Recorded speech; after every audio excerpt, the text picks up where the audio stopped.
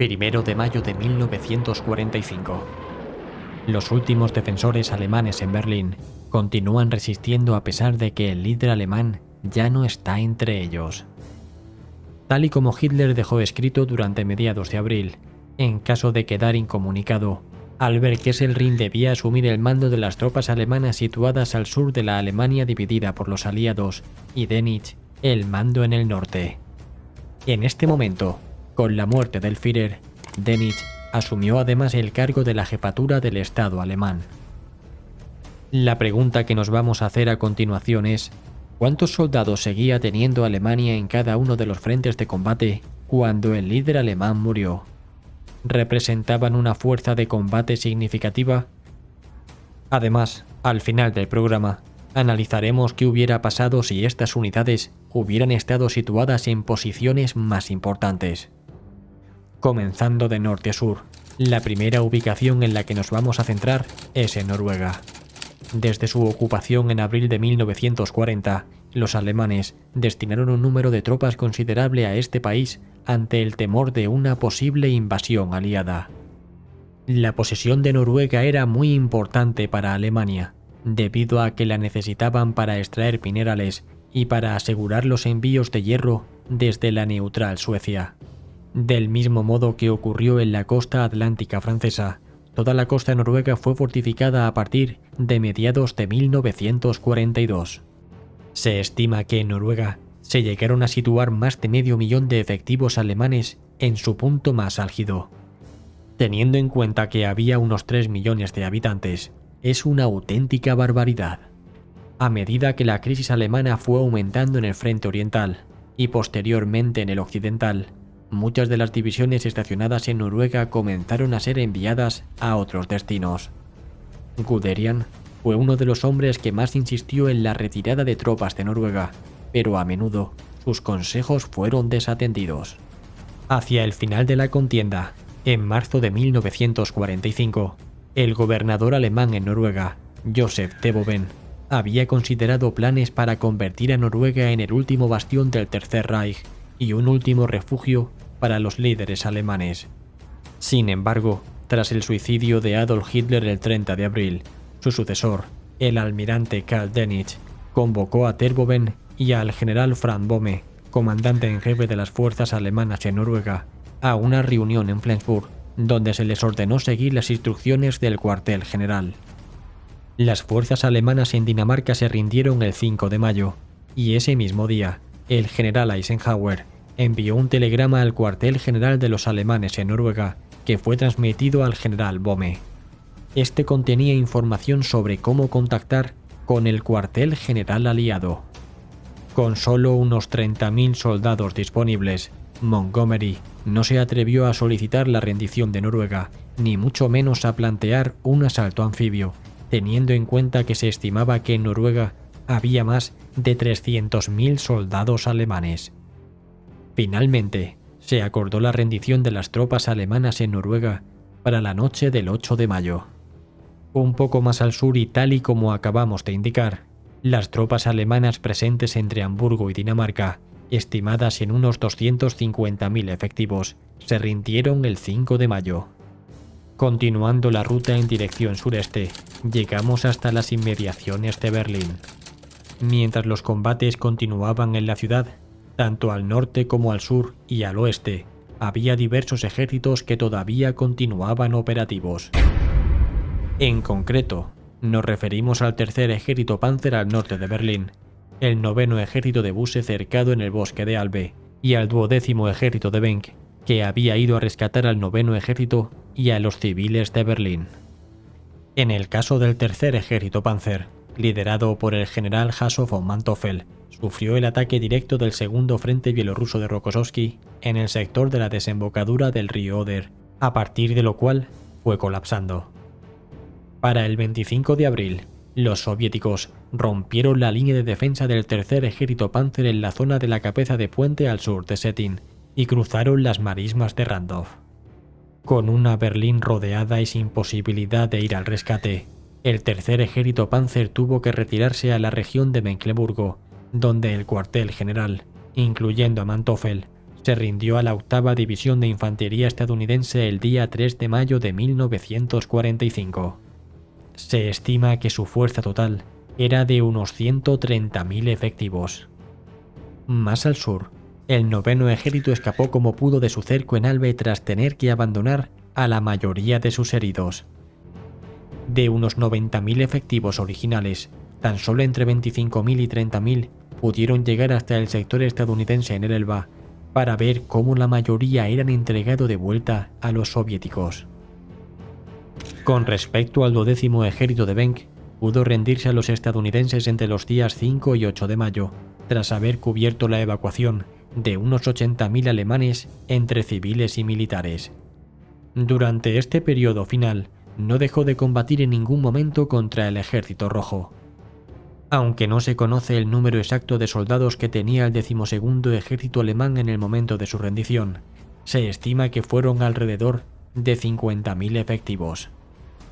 Más al sur se encontraba el Grupo de Ejércitos Centro, formado por el 1er Ejército Panzer, el 4º Ejército Panzer, el 7º Ejército y el 17º Ejército. Se estima que estaba compuesto por cerca de 800.000 efectivos. Sus diferentes ejércitos sufrieron en primer lugar la embestida de Iván Konev en el Neisse y la posterior ofensiva sobre Praga. El mariscal Schoner fue el último comandante del Grupo de Ejércitos Centro, cuya última tarea fue la defensa de Praga. Para el 7 de mayo, fue informado de que se estaban produciendo unas negociaciones de paz y que tendría que rendirse. Pese a que algunas de sus unidades todavía estaban combatiendo contra los soviéticos en las inmediaciones de Praga, Schoner abandonó a su ejército y voló hacia Austria, dejando a sus tropas sin mando efectivo. A partir del 8 de mayo de 1945, la mayoría de las unidades alemanas comenzaron a rendirse tanto a los estadounidenses como a los soviéticos. Unos 500.000 soldados alemanes se rindieron al Ejército Rojo y cerca de 250.000 lograron llegar al oeste y se rindieron ante los estadounidenses. Muchos intentos de fuga hacia el oeste fueron bloqueados o interceptados por los soviéticos o por los partisanos checos. Cerca de los ejércitos de Schoner se encontraba el Grupo de Ejército Sur, que había sido el protagonista de la última gran ofensiva alemana en la Segunda Guerra Mundial, conocida como la Operación Despertar de Primavera. En esta ofensiva, que tuvo lugar en las inmediaciones del lago Balatón, participaron las divisiones más potentes del ejército alemán, como fue el caso de las divisiones Leistandarte, Das Reich, Totenkopf, Viking, Hohenstaufen, Hitlerjugend, junto con otras divisiones Panzer de la Wehrmacht. Tras no poder penetrar demasiado en las líneas soviéticas, las fuerzas alemanas se vieron forzadas a replegarse hacia Viena. El día 2 de abril, el Grupo de Ejército Sur sufrió una remodelación y a partir de entonces fue conocido como el Grupo de Ejércitos Ostmark, que vendría a significar Grupo de Ejércitos de las Marcas Orientales. El 7 de abril de 1945, el general Lothar Rendulic asumió el mando de la formación. Sus ejércitos de campaña subordinados fueron el 8º Ejército, el 6º Ejército Panzer SS y el 6º Ejército Alemán. A finales de abril, el Grupo de Ejércitos Ostmark, con unos 450.000 soldados en Austria y Bohemia, se encontraba en desorganización total, tras haberle sido imposible defender Viena. Por otro lado, la idea de una fortaleza alpina fue descartada cuando Hitler se negó a abandonar Berlín. El mariscal Kesselring trató de negociar una rendición solo ante los estadounidenses, pero los aliados exigieron una capitulación simultánea ante todas las fuerzas aliadas, incluidos los soviéticos. Tras la muerte de Hitler, el caos se apoderó del alto mando alemán. Las tropas aisladas de sus líneas de comunicación comenzaron a replegarse en pequeños grupos hacia el oeste, con la esperanza de evitar caer prisioneros del Ejército Rojo. Los rumores de un posible enfrentamiento entre aliados y soviéticos alimentaron la confusión. Finalmente, tras la rendición general firmada el 7 de mayo, muchos soldados del Grupo Ostmark intentaron llegar a las líneas estadounidenses, aunque en muchos casos ya era demasiado tarde. Muchos de los soldados que se rindieron a los aliados occidentales fueron enviados a los soviéticos, especialmente aquellos hombres que pertenecían a las Waffen-SS. Y por último, veamos el final del grupo de ejércitos C, situado en el norte de Italia. Esta unidad estaba comandada por el general von Vietinghoff, compuesta por el 10º ejército, el 14º ejército y el ejército Liguria. La ofensiva final de los aliados en Italia comenzó el 9 de abril. Los aliados tenían 1,5 millones de hombres contra unos 600.000 soldados del eje, siendo de ellos 440.000 alemanes. Para el 18 de abril, las fuerzas del 8º ejército abrieron brecha en la línea defensiva alemana y amenazaron con aislarlos en el norte de Italia. El 25 de abril, el Comité de Liberación de los Partisanos Italianos declaró un levantamiento general y ese mismo día, tras cruzar el río Po por el flanco derecho, las fuerzas del 8º ejército avanzaron al noreste hacia Venecia y Trieste. En el frente del 5º ejército estadounidense, las divisiones avanzaron al norte hacia Austria y al noroeste hacia Milán. Entre el 26 de abril y el 1 de mayo se produjeron las batallas de Colleccio Fornovo di Taro, que dieron como resultado la rendición de algunas divisiones alemanas e italianas, marcando el final del conflicto en Italia. De esta forma, a finales de abril de 1945, el grupo de ejércitos C alemán, en retirada en todos los frentes y tras haber perdido la mayor parte de sus fuerzas de combate, no tuvo más opción que rendirse. Se estima que unos 350.000 soldados alemanes se rindieron en el sector.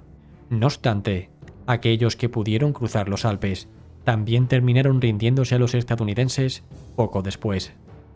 Durante el final de la guerra, todavía quedaban numerosas posiciones aisladas como la de Curlandia, con unos 145.000 soldados, la ciudad fortaleza de Breslavia o numerosos puertos franceses como el de Lorient o Saint-Nazaire. Si hacemos el recuento total, y teniendo en cuenta de que todas las cifras son aproximadas, tenemos a unos 3 millones de soldados alemanes que todavía estaban operativos cuando cayó Berlín. Si bien la idea de lo que hubiera podido pasar con estas tropas de haber estado en otros sectores resulta tentadora, no hay que dejarse engañar. La gran mayoría de estas unidades carecían de combustible y tenían las reservas justas de munición. A excepción de la guarnición de Noruega, todas estaban tremendamente desgastadas por meses e incluso años de combate ininterrumpido, y no tenían capacidad para la ofensiva.